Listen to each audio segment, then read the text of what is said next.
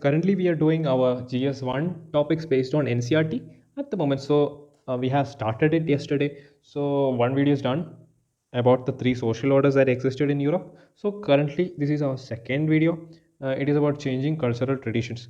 Because with the aspect of economic rise in the European society, certain changes occurred to the cultural traditions of the European society. So all these aspects we are looking into based on NCRTs. Okay, there are some topics about Italian Revolution and French Revolution. I'll do it in a separate video based on the chapters in the NCRT. Okay, this chapter is basically about Renaissance.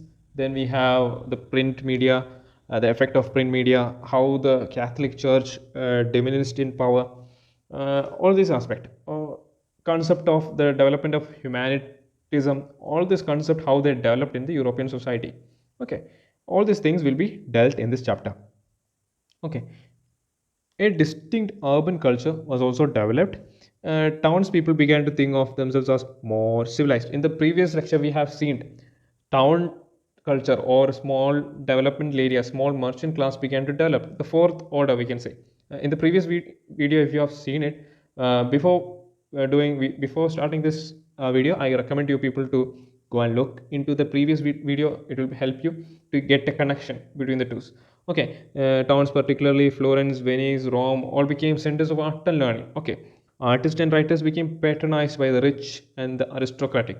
Okay, the invention of printing, all the same made books and prints available to many people, including those living in distant towns and countries. Okay, sense of history also developed in Europe, and the people contrasted their modern world with the ancient one. They always had a sense of, even though the Roman Empire was no longer there, they always connected their life to that of the Romans. Okay, especially in the Italian regions.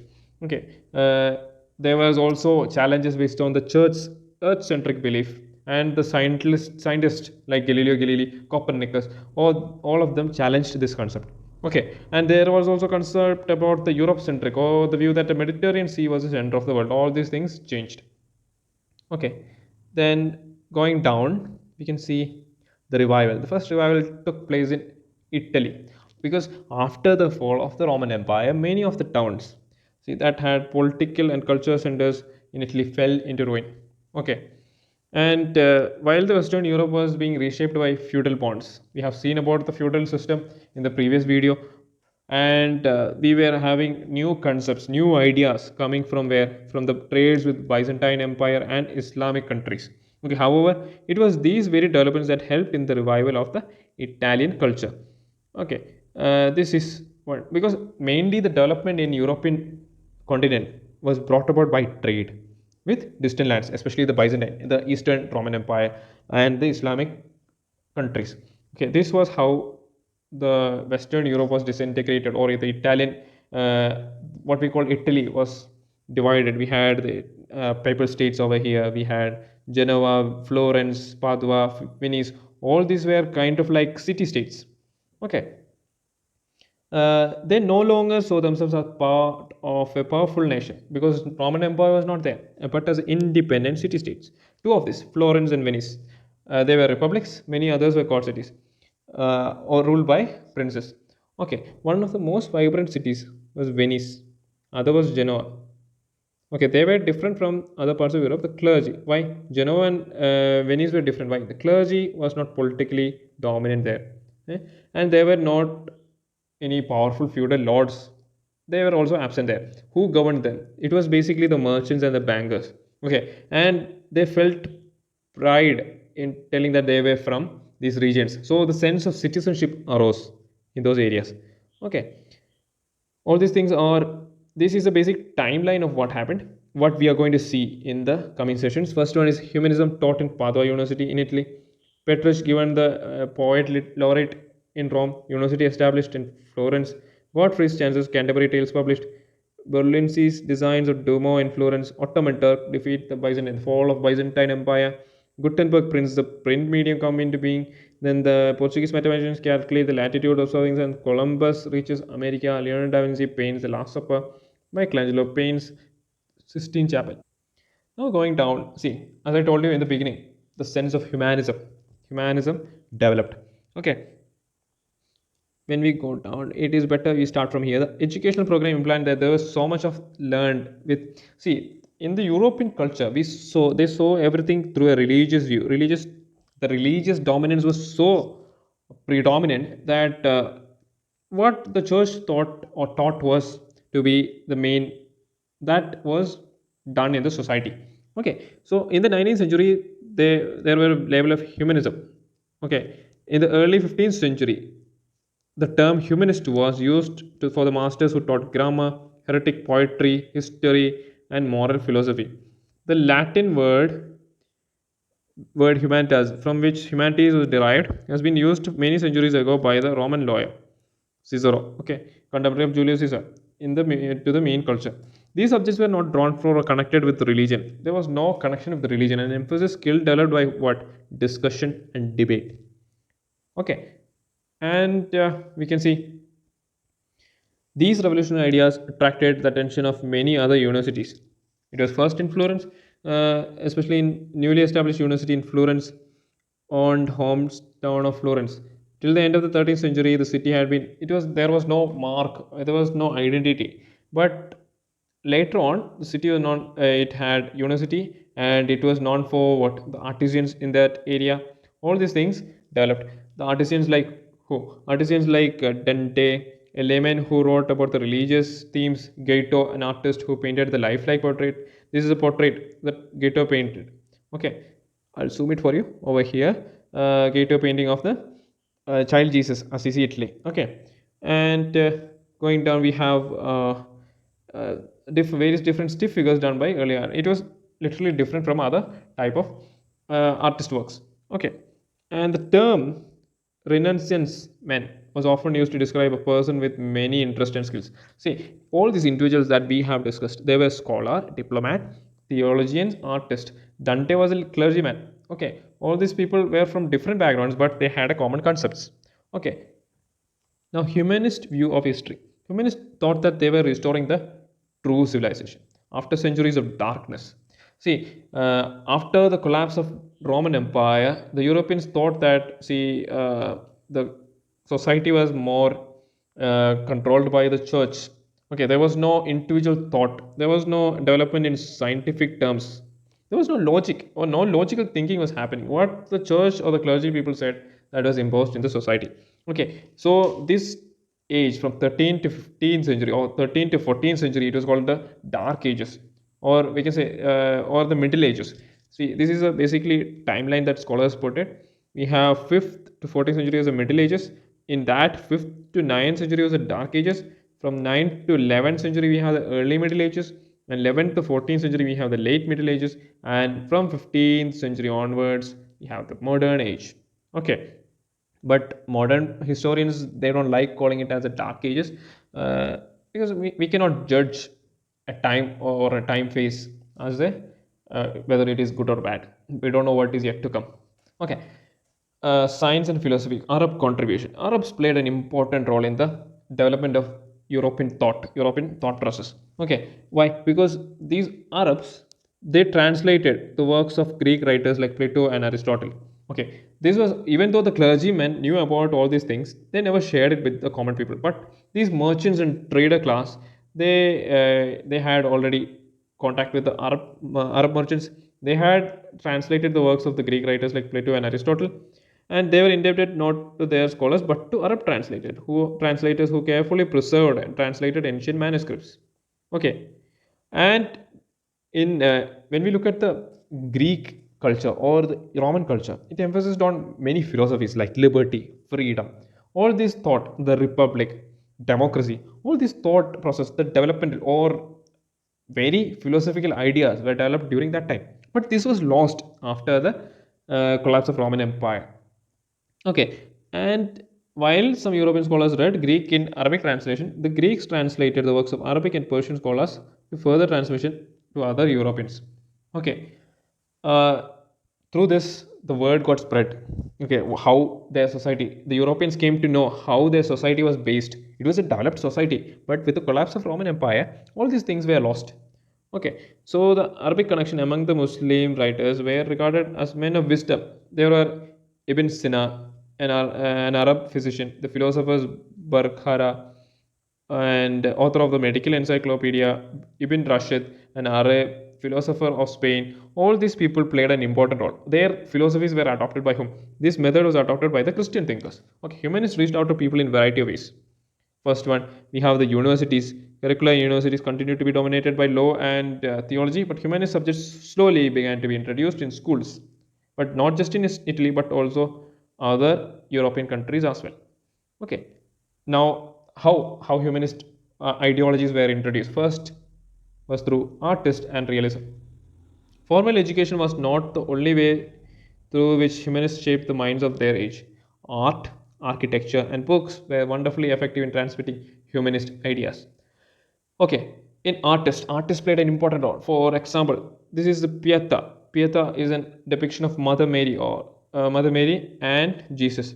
It's in Rome. It was done by Michelangelo. Look at the artwork over here. It is so realistic. Like it was contemporary to the how the Roman see when the Europeans of the Middle Ages they explored the Roman remains.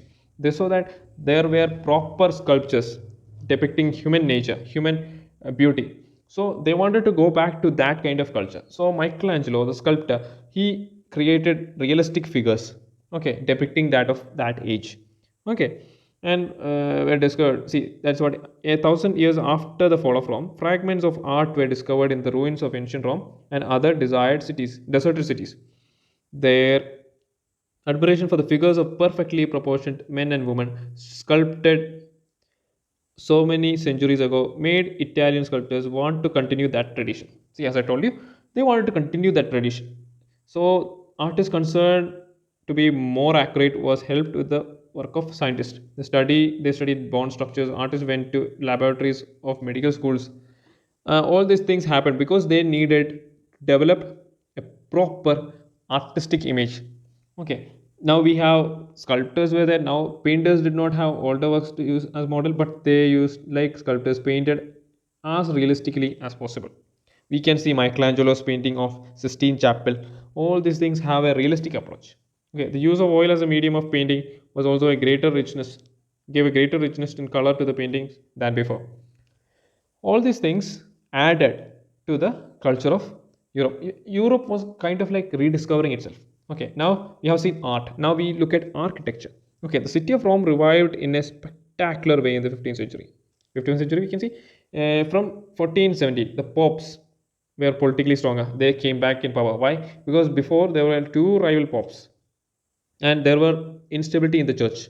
Okay, and the Pope actively encouraged the study of Roman history.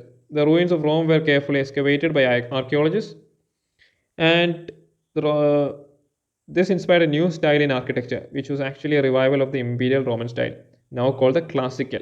Popes, wealthy merchants, all these people wanted a share in it. They wanted buildings to be constructed, decorate buildings with paintings and sculptures and all these things based on the ancient Roman styles.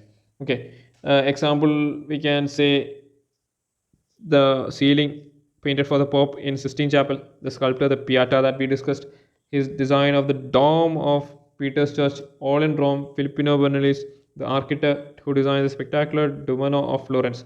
All these things depicted the ancient Roman architecture. Now we are coming for the printed books. Okay, this is a Dome of Florence. Okay, this one. Okay, printed books. Printed medium played a crucial role in the spread of humanism. Okay, if people in other countries wanted to see paintings, sculptures, and buildings of great interest, they had to travel to Italy. But in the case of a written word, what was written in Italy traveled to other countries. This was because of the greatest revolution in the 16th century. In the 16th century, print media came, master technology of printing. For this, Europeans were indebted to other people, the Chinese, for the printing technology, and to the Mongol rulers because the European traders and diplomats had become familiar with it during the visits to their courts. Okay, earlier texts existed in few handwritten copies. The Bible was mainly handwritten, and few people had knowledge of it because they didn't know the content of it. And because of that, what the clergyman told was accepted by the common people. So what happened? The Johannes Gutenberg he printed copies of Bible. Okay, earlier a monk was given the same amount of time. In that same time, he could print 150 copies, but that same a monk took same time to create one Bible at that same time. Okay, that was the efficiency. In 1500, many classical texts, nearly all in Latin, were printed in Italy. So with the spread of print medium, okay, different ideas, a printed book promoting different ideas or new ideas could quickly reach hundreds of readers. This also made it possible for individuals to read books. Since it was possible to buy copies for oneself, this developed the reading habit among people. Okay, chief reason for the humanist culture of Italy to spread more rapidly across Alps and the end of the 15th century was the printed books were circulating. And first one, your concept of human beings. Even though the Europeans were developing to some extent, they never wanted to go their Christian values to some extent. But they were against, see, the Christian ideals of injunction against pleasure. They were also concerned with the time, with the good manners, how one should speak politely, dress correctly, what skills a person of culture should learn. Humanism was also implied that individuals were capable of shaping their lives through means other than the mere pursuit of power and money. Okay, this ideal was closely tied to the belief that human nature was never money or many-sided. Yeah, okay, it was many-sided. It went against which went against three separate orders. The feudal society believed in it. Okay, now I'm going to quickly explain the aspirations of women over here. The woman, even though humanism, the concept of freedom, concept of realism, concept of art, all these things were developing in the society, the women were left out because in the upper class society, women found there was less role for them. They were often seen as people who belong to the household, even though their dowry was used for running businesses. They had no say in it. Okay, the marriages were intended to strengthen the business alliances. Okay, obviously the public role of women was limited and they were looked upon as keepers of the households. Okay, but there was another class, the merchant class or widows who were merchants. They had to play a significant role because if you are running a shop, both the husband and the wife had to play a role to get customers, to get the family running. So all these things apply that these kind of women had more access to the humanism concepts. Okay, there were also some important writers also. Just read through it. Nothing much important as in the sense of the UPSC, hopefully. And debates about Christianity. This also I'll explain it in a go. It was like, see, the church, how it functioned was that it mainly church was a real estate dominant. It was like a real estate company, we can say, and it controlled the it controlled the lords in their political affairs, and how it controlled the common people was that the sense of guilt, the sense of indulgence, because the act of penance that the church could only give, and there were elaborate rituals that was taking place, and also the concept of teeth that we discussed in the previous chapter. Teeth was, it was like basically the tax that we paid to the churches. About 1/10 of the produce had to be given to the church. Okay, all these things were happening, and also the Bible was printed. From printed translations of Bible in local languages were also available, and people began to read it. And these all things were not written in the Bible as such. Okay, it was not there in the Bible. So people said, on what basis are we talking about all these things? Because the clergy wanted to control the people. They wanted an immense traffic. They wanted money to be generated for their own pleasure. All these things were happening. So one person came up, Martin Luther King. Okay, he launched a campaign against the Catholic Church, urged that a person did not need priests to establish contact with God. Okay, he asked his followers to have complete faith in God, for faith alone could guide them at the right life. See, he was a German monk. He was against the Catholic Church. He used the print medium effectively against the Catholic Church. Okay, and it spread across various parts of the Europe, and various concepts of the Catholic Church was affected, and various other sects also of the Lutheran came into being, and all these things, all they were called as Protestant community. Okay, and another development that we can see, the Catholic Church did not escape the impact of these ideas and began to reform itself from within. Okay, there was some change happening in the Catholic Church. In Spain and in Italy, churchmen emphasized the need for simple life and the service to the poor. In Spain, Ignatius Loyola, another important person, because Ignatius Loyola, in an attempt to combat Protestantism, set up a society of Jesus. They are called Jesuits. Called Jesuits. So Jesuits we will see in the colonization process in the later chapters. They played a significant role. They were mainly they wanted to serve the poor and to widen their knowledge on other cultures. Okay, in the Spain conquest of America, all these things were South America, all this part significant role was played by Jesuits. Okay, we will see to it, although they were in a positive sense. Okay, not that they were like feudal lords or something. They were actually good people to some extent. Okay, now the scientific challenges. Okay, in the earlier times, the people believed that you know Europe was the center. Europe was the center of the world, and what Mediterranean was also the center, and Earth. They also believed that Earth was the center of the universe. And one man changed it. Copernicus asserted that planets, including Earth, rotate around the sun. But he was a devout Christian. He didn't say it because he feared what would happen to the church or what was the reaction of the traditionalist clergymen. So he wrote a manuscripts, de-revolution, the rotation, to be printed. And in his deathbed, he gave it to his follower Joachim Roiches, and he spread the word about it. And astronomers like Johannes Kepler and Galileo Galilei, the theory was a part of the sun-centered system as made popular by Kepler's cosmological mystery, which demonstrated that the planets move around the sun not in circles but in ellipse. And Galileo confirmed it. Okay, there were many different opinions about Galileo's deaths. It is told that it was the church who killed it. We don't actually know what happened. Okay, Galileo once remarked that Bible that lights the road to heaven does not say much on how the heavens work. Okay, the work of these thinkers showed the knowledge as distinct from belief.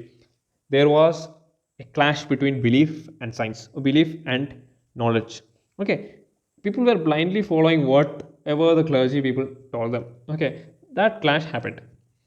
So that kind of scientific clash happened. All these years what they believed was wrong, all these things happened. It undermined the trust in church. Okay, now this part, renaissance or enlightenment, all these things happened. This was the writers wanted to use the term renaissance because this implies that the Greek and Roman civilizations were reborn at this time, and the scholars and artists of the period substituted pre-Christian worldview for the Christian one. Okay, both arguments were exaggerated. Scholars were earlier centuries had familiar with Greek and Roman cultures, and religion continued to be an important part in the life. Even though all these things happened, religion continued to be part of the European society. Okay, to contrast the Renaissance as a period of dynamism and artistic creativity, Middle Ages was a period of gloom and lack of development. In a more simplification, many elements associated with the Renaissance in Italy can be traced back to the 12th and the 13th century. It has been suggested by some historians that in the 9th century in France there have been similar literary artistic blooming. Okay, the cultural changes in Europe at this time were not shaped only by the classical civilization of Rome and Greece. The archaeological and literary recovery of Roman culture did create a great administration to the civilization, but technologies and skills in Asia had moved far ahead of the Greeks and Romans had not. See, actually, basically, what happened is that at that time, Asia was far ahead of European culture. Okay, the expansion of Islam and the Mongol conquest had linked Asia and North Africa with Europe, and not politically, but in terms of trade and of learning skills. Europeans learned not just about the Greeks and Romans, but from India, from Arabia, from Iran, from Central Asia, and China. These depths were not acknowledged for a long time because when the history of this period started to be written, historians saw it from a Europe-centered viewpoint. That is a problem. Even we can say that I think Apu Fasal was an Indian. It is written that he found America, but we can say Columbus founded America. All these things happen because the history was written according to the white man. Okay, and the public sphere meant areas of government and of formal religion, and private sphere included the family, personal religion, and the individual had a private as well as public role. He was not simply a member of one of the three orders, he was also a person of his own right. Sense of individualism, all these things developed during this time. Okay, this is basically what happened in this as a society in the European culture. We have seen the causes of it, how the philosophical thought, how it developed in the society in this chapter. So in the next video, we'll be discussing about the colonization and all. So stay tuned, guys. I hope you people understood in this lecture. I'm actually doing this as part of my revision process. I hope I can give some input to you as well. Thank you. Jai Hind. God bless you all.